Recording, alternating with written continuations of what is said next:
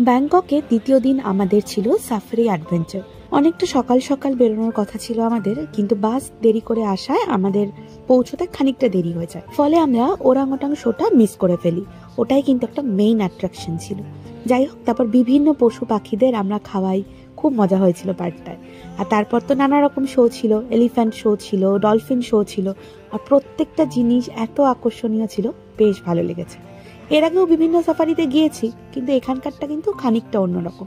একটা স্পাই ওয়ারও দেখতে গিয়েছিলাম আমরা, সেটাও কিন্তু বেশ চমকপ্রদ। কখনো আগুনের বিস্ফোরণ, কখনো আবার তুমুল জল ছোড়া।